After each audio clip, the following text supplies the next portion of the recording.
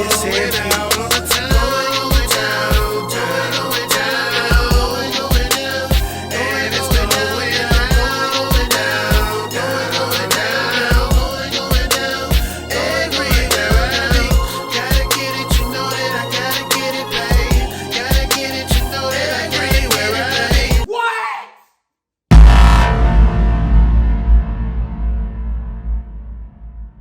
It's a beautiful day in the neighborhood. Reaction Beanie, yo, 104.9. Day in the neighborhood, my brothers and sisters.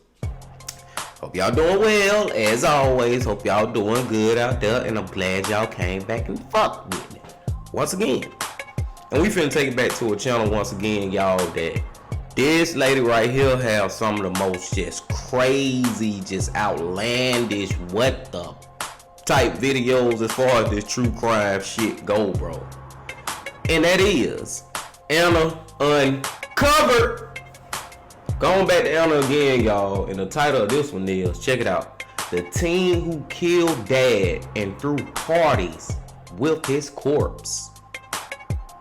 You see what I'm saying? You see why I said she has some of the most crazy videos, bro. Y'all go to her channels, bro, and she got multiple channels. Like, some of her stories just be so out there, and this sounds so out there because he threw parties with his daddy corpse. Like, how did it even work? Was he just dead in the house and he was throwing parties, or did he have the daddy somewhere like in the party? Like, what the fuck going on, bro? I don't know. We finna see. But before we see, my people, y'all know y'all got to get whatever you may need. Get what you need, man. We finna get into Anna Uncovered. Y'all got what y'all need, y'all ready to go? Then let's fucking go.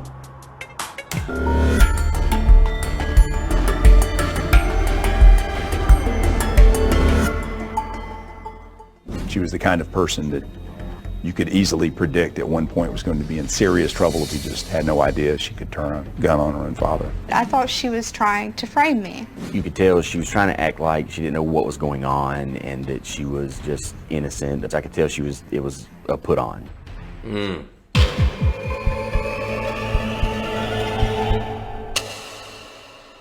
Hey you guys, glad to see you back on my channel. I've got a really interesting case for you today. There are very few teenagers who have a perfect relationship with their families. After all, it's that famously rebellious time of your life when you want to be an adult, but go against the law and also still benefit from your family's house and money. I know, it's tough right? on parents too, and sometimes they overreact. But other times, it's the children that overreact. Some teenagers want it all and are never pleased with their families, no matter how much they do for them. It's especially sad when parents become overwhelmed by their teenage kids' behavior and stop fighting to fix the relationship. Sooner or later, something bad is bound to happen. In the case of the Howell family, tragedy struck in 2014. Crystal Howell was a 17-year-old daredevil with a penchant for getting in trouble. But there was an unaddressed mental health issue involved, and one day, Crystal reached a breaking point. This case is about to get pretty upsetting, but if you're ready for it, let's dive in. Let's go. Get whatever you may need. Crystal Howell was born on August 24th, 1996 in Augusta, Georgia. She grew up with her parents, Kristina and Michael, and her older sister, Sierra. They were a cool family. Michael was a sports journalist, and Kristina had a keen sense of fun, which she imbued her daughters with. But when it came to Crystal, fun was an understatement. She loved getting into trouble from her very first years. How is Crystal as a daughter and raising her? Crystal, she was a lot of fun. She could be a lot of challenges. She would, if there was trouble to be found, she would find it. Just a lot of mischief. Crystal might have been fun at home, but soon she developed a nasty habit outside her home. She would steal and vandalize public places, including her own school.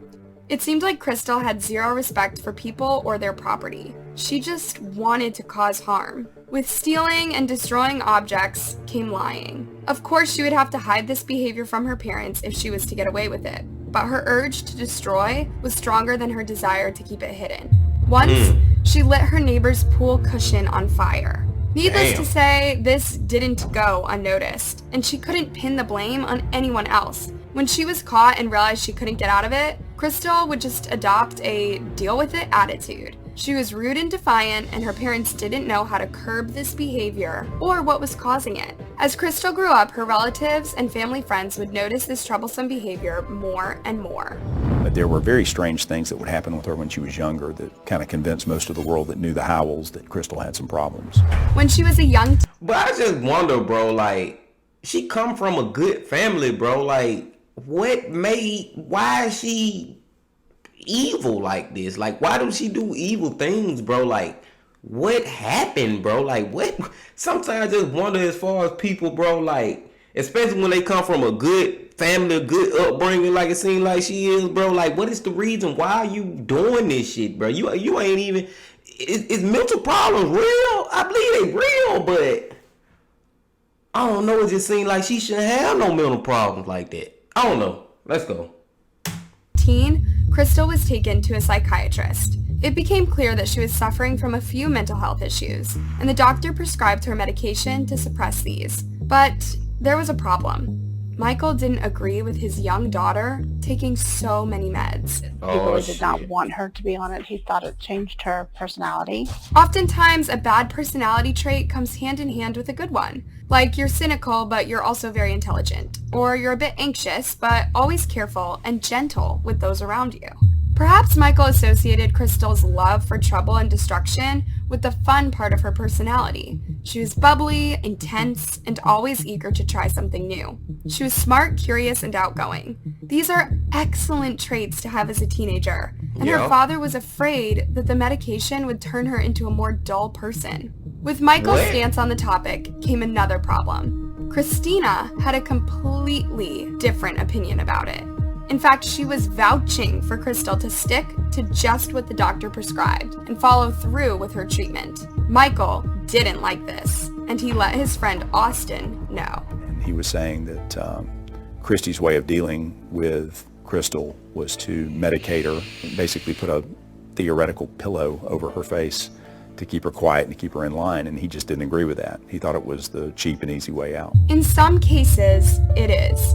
Medication shouldn't be the very first step in addressing mental health issues. There's therapy, having a good support group, changing habits, even changing the school, if that's where problems arise. But in other cases, the issues are too severe to change without chemicals. Sadly, in Crystal's case, it's simply unclear whether Kristina or Michael had the better reasoning. But perhaps you'll have an answer to this by the end of the case. Trust me, it's gonna get really bad. Bro, and I'm on the mama side as far as that go, man. I'm on the mama side because, like, I understand what the dad is saying in a way, but it's just like, dude, she been going through this shit for all these years, man. She been a badass since she was a little child, and I still can't wrap my head around, like, why is she bad, bro? That's why, like, I understand mental issues, but I just don't know where they coming from in this case. I guess everybody just born different, and we all humans, and we all not the same, and sometimes somebody just born this way. I guess that's the fact that I gotta accept. But I think she should have stayed on that goddamn medicine. Let's go.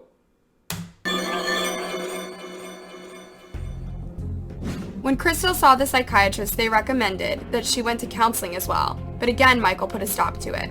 So, if he didn't want his daughter on meds, why didn't he at least allow her to speak with a therapist? Where is the harm in that? Apparently, Michael had gone to therapy himself as a teenager, and he had been bullied for it. This affected him quite badly, so he didn't want his daughter to go through it as well. He didn't want Crystal to be stigmatized. Correct. But imagine having such a big, unresolved argument with your partner about it. Crystal and Michael couldn't enjoy their time together anymore. Whenever they had a bit of free time, they would spend it arguing over how to raise Crystal and how to try and fix her behavioral issues. He was constantly at odds with his wife about, the approach they should be taking with Crystal. Weeks turned to months, turned to years, and they hadn't reached a compromise. Then, as tensions piled up between the two, one fateful night, Kristina made a confession. Sierra, their oldest daughter, wasn't Michael's. Oh, Kristina had an affair, and she kept it hidden for almost 2 decades. Oh, shit. This was a major blow for Michael. A huge betrayal of trust that he simply couldn't get over. Soon this started to show in Michael's relationship with Sierra too. We didn't have a good relationship. He didn't want me around. I wasn't his kid. Around 2010, Michael and Kristina got a divorce. Of course, the girls were witnesses to the scandal, and it wasn't easy on them at all. Sierra picked her mom's side as she was her daughter, and Michael had been treating her quite badly since the awful news. So, from a desire to even things out, or simply following a gut feeling, Crystal teamed up with her dad. Soon enough, they packed their bags and moved to Maggie Valley, North Carolina.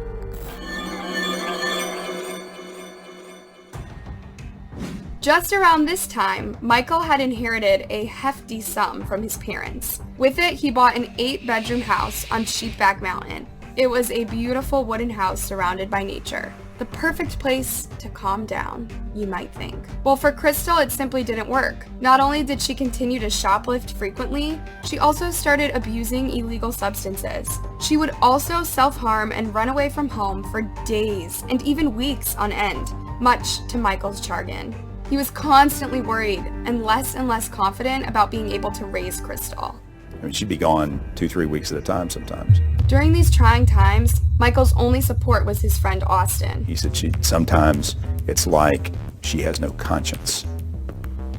And I said, you mean like a sociopath? And he said, yeah, like that. Extreme antisocial behavior is the main definition of sociopathy. It's very likely Crystal was exhibiting sociopathic tendencies. The problem was that she wasn't taking any meds or doing any sort of treatment for it.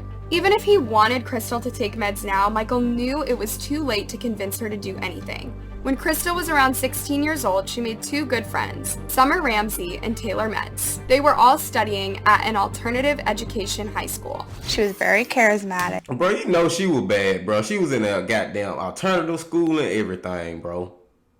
Like, always funny. She was really weird about her feelings. She tried to keep them in and make other people happy. Although she didn't show her feelings a lot, it seemed like Crystal was developing into a nice young adult. She was more empathetic and seemed to contain her destructive urges more than before. Even so, being a troublemaker was still a major part of Crystal's personality in high school. I was really good in school. I never really had experience with anyone who had like a history of trouble or anything. And when I met Crystal, it was just like, oh, there's like that teenage rebellion I'm supposed to have. Taylor was not only fascinated by Crystal's devil-may-care personality, she was also surprised to see just how close she was to her father. When I looked at their relationship, that's what I wanted to have. They were best friends. He loved her, she loved him. Even though he was strict on her, she still adored her father. Was this true though? Do you know how relationships can look perfectly happy from the outside and be a total wreck in reality? For Crystal, her relationship with Michael might not have been as close as her friends saw it. She hated that he was strict with her and could never see that he was only behaving this way out of fear. Imagine your child disappearing for 3 weeks, then coming back home. Wouldn't you try to impose some stricter rules to prevent this from happening again? Crystal couldn't put herself in her father's shoes. In fact, she seemed to have zero empathy. You'll see why.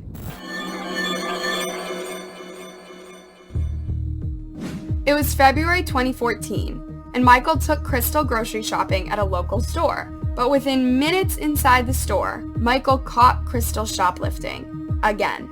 And he caught her shoplifting.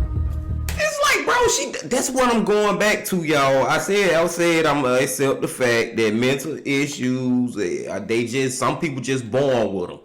I'm gonna accept that fact, man, because it's a fact.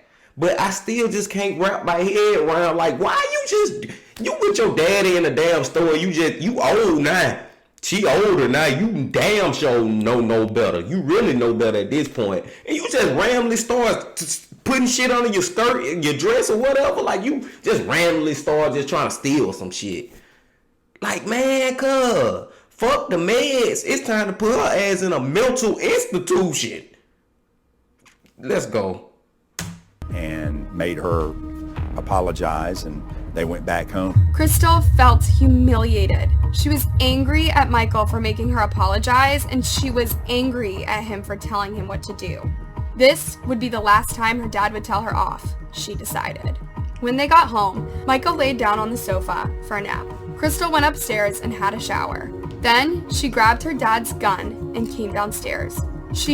Bro, I gotta stop it again, y'all. This man goddamn had a fucking gun, a firearm, bro, accessible in the house, knowing that your daughter is loopy, like bad as fuck, evil, crazy, just going down the wrong path. You know that your daughter don't need to be around no guns, bro, and you just got it out somewhere where she could have just grabbed it and killed you. He tripped out then. Rest in peace to him, but damn, he was tripping. She shot him in the head. Now, no one could tell her what to do. Crystal spent the whole night wondering what to tell other people about her dad. First, she told her friends that Michael was on a prolonged business trip to Georgia. She asked Taylor if she could crash at hers for a week or two until he returned. Of course, Taylor and her family had no problems with it, but they had no idea what Crystal had done. But within a few days, Kristina called her daughter. And it was about 2 or 3 days into her being over there when we came home from school and her mom called her. And that was when her mom told her that her dad had himself. Yep, Crystal made up a whole phone call in front of her friends so that they would believe this terrible story. Michael had taken his own life in Georgia and she would never see him again. It wasn't just a fake phone call. It was a whole scene, perfectly acted in front of Summer and Taylor. She's like crying hysterically and she's trembling and she's, my dad killed himself. What do I do? What do I do? He killed himself. For the rest of the evening, the two girls gave Crystal all the tender, loving care that they could. Then they spent the night thinking about plans ahead. By the next morning, they got a brilliant idea. They would all move into Crystal's 8-bedroom home. It was empty, and the girls figured Crystal would benefit from some good company in these trying times. She was like, yeah, that works out perfect. And like, everyone was excited. Little did they know that Michael was stuffed inside a plastic barrel in the shed behind the house. Is she grieving? Wow. I mean, I guess in her own weird Crystal way, she seemed a little bit messed up about it. Perhaps Summer and Taylor thought Crystal simply wasn't showing her emotions about the loss of her father. After all, she was known not to let her feelings out. Plus, many people deal with loss by distracting themselves with their busy lives. In Crystal's case, it wasn't a busy life, but 24/7 partying. She even had a stripper pole installed in the living room. There wouldn't be a day that Crystal wouldn't have people over at her place. She would keep them drunk and happy. But where did she get all the money? Well, from Michael's bank account. She did have his bank card, so she would pay the bills and like the lights and her phone bill and stuff like that. And she would buy everybody food. Well, not just food. She brought them to the house. What kind of are we talking? It was Indeed, Crystal was dabbling in the worst possible substances and was inviting other teenagers to do so too. It wasn't necessarily that Crystal threw daily parties, it was more like one big prolonged party, where people would come and go as they pleased. At one point, it turned into an uncontrollable fiesta. There was like 50 people there, more than what we ever wanted. And with strong illegal substances on the table, you can only imagine how everyone's behavior spiraled. And the whole time, her fucking daddy in the back of in the backyard, bro. And I thought this shit probably just went on for like a day or two. This shit went on for a long time, bro. At one point, Summer noticed that Crystal was acting strangely too. Someone had slipped her something bad in a drink. She was acting crazy. She was out of the world. Not the Crystal that I know. She was just kind of hallucinating. There was just kind of like smoke drifting in the air sometimes. And she would see smoke clouds and she would say, oh my gosh, it's my dad. Once again, Summer and Taylor ended up taking care of Crystal for the rest of the night. Then, for the next 2 weeks. The party was over and everyone was gone, bar her best friends. But Crystal was not the same. She had abused several illegal substances, and the worst kind. She was hardly in a functional state. She sat in a chair for 2 weeks and did not move. For 2 solid weeks. Yes. Summer and Taylor became the worried parents that Crystal didn't have anymore. Finally, she had reached an all-time low, a place she was headed for a long time, but couldn't reach as Michael enforced his rules. Where could you go after taking your dad's life, throwing a week-long party, then succumbing to an induced mental breakdown? To your mom, as it turns out. When Crystal started to recover, Summer and Taylor moved on to other chapters of their lives, school and family included. Around this time, Crystal spoke with her mom. She decided she would go and live with her and Sierra for a while. But hold on, bro. Time out. Something ain't making sense with this story. Why the fucking... Y'all probably already thought about it. I'm just not really thinking about it. Why the police ain't looking for, ain't her daddy named Michael? Why they not looking for his daddy, bro? She just made up that story about him killing himself to her friends, but, like, ain't nobody out here checking for this dude? Even Crystal, mama, his ex-wife, should at least be like, where your dad at? I ain't heard from him, I ain't seen him or something. I don't know. It only been like a week, though. Hold on. I don't know how long this shit been, y'all. I don't know if it's been a week or a couple months, but it seemed like after a couple days, bro, that somebody will report this man missing. I'm pretty sure he got other family out there. Let's go. Crystal told Summer she would go away for about 6 months, so if she and Taylor wanted, they could stay at her house for the whole period. Yeah, she told me we could stay up there and that she would pay for the electric and that if we needed help with food or anything to contact her. And she said I'll be back after my birthday. But there was one strict rule. Summer and Taylor couldn't go near the shed in the back of the garden. She just asked us to stay away from it. This is her exact words. That's where me and my dad went to hang out, and that's special to me. So we just kind of stayed away from it. Of course, why not respect your friend's wish? She must still be suffering after losing her father, they thought. So Crystal packed all her belongings and put them in the trunk of Michael's Land Rover. Then she withdrew $3,000 in cash from Michael's card. She waved her friends goodbye and drove off to Georgia. But as soon as she was gone, Summer ended up breaking the only rule. She had this pinball machine downstairs, and she had told us that we could sell it. We were bringing it back because we didn't end up selling it. So we were bringing it back, and I was like, why would we move it all the way back downstairs? So we just popped the lock off of the shed. You could smell it as soon as you opened the door. Summer and Taylor were afraid to even think where the smell was coming from. But they had to know. Something was not right, and they knew it. I just opened it like this, and I was standing right about here, and there was one blue bin in this corner, and I just walked in, I looked, and that was all I needed to know. Michael's month-old body was folded into the fetal position and stuffed inside a plastic bin. A part of his head was missing, as his daughter had him.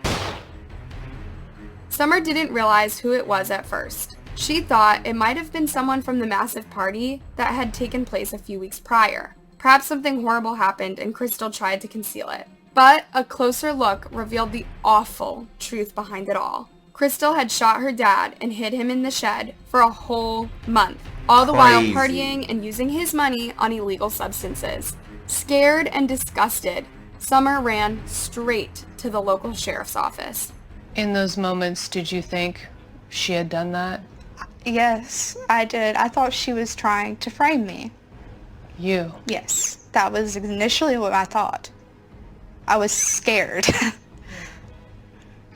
Because she's nowhere to be found and you're on the property. Yeah, it looked bad.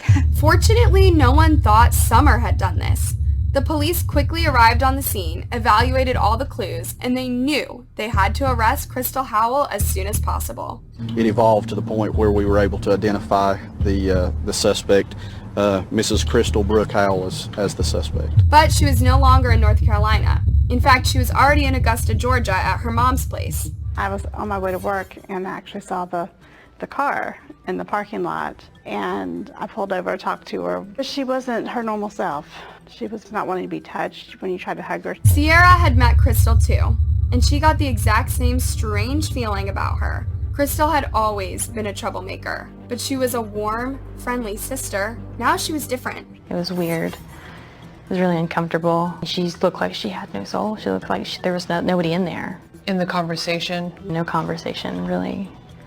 She said hello, and that was basically it. After visiting her family, Crystal went to sleep at a local motel. That's where the police found her and took her into custody for the first-degree murder of her father. What was the scenario when you first rolled up? She was very quiet to begin with, and was acting, and when I say acting, I do mean acting, because you could tell she was trying to act like she didn't know what was going on and that she was just innocent. I could tell it was a put on. Yeah, police officers have dealt with a lot of crime. They can usually tell when someone is lying. So Crystal was arrested and taken to the police station in Augusta.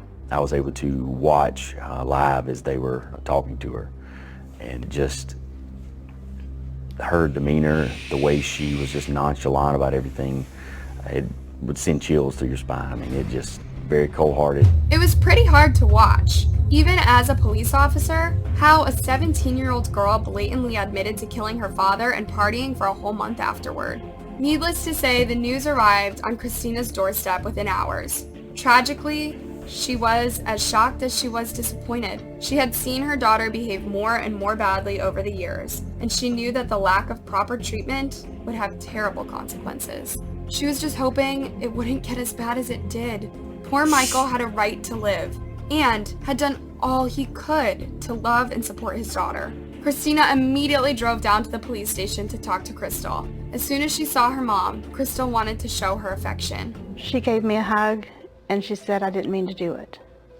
That's the only thing she said. Crystal went on to tell the police detectives how she fired at her dad in the head while he slept, and she moved him to the shed and stuffed him in a plastic barrel. She also told them how she invited her friends over to her house, acted like Michael had taken his life, and threw big parties inside the house. Imagine having to live with the knowledge that someone close in your family did something like this. How do you recover from this? What's even more tragic, perhaps, is that there were so many red flags around Crystal. Ever since she was a little kid. Her parents saw these signs and they did their best to help her get better, but they never imagined the lengths she'd go to preserve her freedom to get into trouble. She was the kind of person that you could easily predict at one point was going to be in serious trouble if you just had no idea she could turn a gun on her own father. Once in prison, I don't agree with that, bro. What he just said, when you have no idea that she could turn on her father. Bro, if all right now, hey man, I'm not trying to tell you what to do with your kids or how to handle them or nothing like that, bro. I'm just saying, bro, if you got a little badass baby and then it turned to a badass toddler, then it turned to a badass adolescent, then it turned to a badass teenager, hey, the next thing is a badass fucking adult, bro. Like, bro, man, when you see it early, bro, you gotta put a nip in the bud, man. Hell no, cause ain't no telling what people do, bro. Ain't no telling, brother, man. Fuck that, bro. Hell no. I seen them signs. Them red flags was big ass red flags that they should have paid way more attention to. Crystal saw a psychiatrist and they diagnosed her with several severe mental disorders. Many of these were discovered when she was a young teen, but remember, Michael was sternly against his daughter taking medication. He wanted a solution that didn't involve, and as wonderful a thought as that was, and unfortunately I think cost him his life. Cases like these are always made sadder by the thought that they could have been, one way or another, prevented. I think had she been treated and medicated from 8, 9, 10 years old, maybe her brain may have functioned in a different way. She was not given that opportunity. So as a parent, I failed in that aspect. Crystal accepted a plea deal and will spend a minimum of 30 years in prison. Meanwhile, her friends and family will have to take it one day at a time to try and cope with the pain that she left behind. Hey, thanks for watching. I hope you enjoyed this video. Oh, hell no. A minimum of 30 years. No, bro. Give her the life, bro. Give her the life. Just give her the life. For real, bro. Hell no. Y'all already know I don't agree with all that little 30, 25 years. Oh, hell no. get life for this shit. It's murder shit. Then you killed your damn daddy. Then you goddamn left his body. You hid his body. Ain't that another charge, bro? Now I know they said minimum, so she possibly could serve even longer. But if it's 30 years, she'll probably be out in her 50s, 60s. Yeah, she'll have a little more time to live, bro. A good little shit. It's probably about 40 or 50 more years to live, just depending on how God work or whatever, you know what I'm saying? I don't know, bro. I just don't feel like that's enough time. But I also feel like, bro, I can't even remember who said it. Somebody said, I think it was one of her friends just then, that if she would have been on the medication, on the meds early, like 8, 9, 10 adolescent years, she wouldn't have got to this point, bro. Like, man, I just feel like, bro, all them red flags. I understand what her daddy was saying, bro, but, man, bro, they go back to what I've been saying from the beginning of the video. Like, this fucking mental issue, bro, it's so hard for me to believe, but it's a fact, and I gotta believe it. And I'm talking about like from a child, like from a baby. It's just hard for me to believe that from the time that a baby come out the womb, boom, he already got mental issues. And when I say mental issues, I'm talking about this crazy, badass, like evil shit, like satanic shit. I'd rather look at it like they just born with the devil in them or something. I don't know, bro. I try to rationalize this shit and that's really at the end of the day what I'm trying to do. I'm trying to make some sense to why the hell she would be this way from the beginning, bro. And I hate that her parents, bro, her mama get blamed too, bro. Her mama get fucking blamed too. Because goddamn, you could have made sure that she stayed on the meds at the same time. I understand you going through it with your husband, y'all fighting each other on this, but I just feel like you could have goddamn did something, man. You her mama, bro. You are her mama at the end of the day. I understand daddy was pushing back, but if you know for sure, but she act like she ain't know for sure. I don't know, bro. That's another thing that got me. They were acting like something that they didn't know that it was gonna lead up to this. Like they didn't think that was gonna happen, but man, somebody like me, bro, I see a badass kid like this, like her, and I've been knowing them for years and just see how they grow up, bro. Think about some of your friends that you done knew, or not even friends, just people you done went to school with from elementary all the way through high school, just and seen the evolution of them, and now they adults and the type shit they doing, or they in prison, or they dead because they did some crazy shit. And you be like, damn, man, I knew him since he was a child, bro. And this makes sense. It sounds like he went and did this bullshit. You know what I'm saying, bro? I don't know, bro. Let me stop going down this rabbit hole with y'all, man. This was good from Anna Uncovered, bro. I love this lady channel, bro. I love her channel, bro. S-Tier. I don't know if I ever announced that she in the S-Tier, but she up there with Mike from that chapter. She up there with Adrian from Coffee House Crime. She up there with Mr. Ballin'. We gotta put Anna in there, man. I digress. Y'all hit that like button, bro. Please come on back and fuck with me again, cause I can't wait to watch another one, my friends. But until then, the Bean Birthday Legend.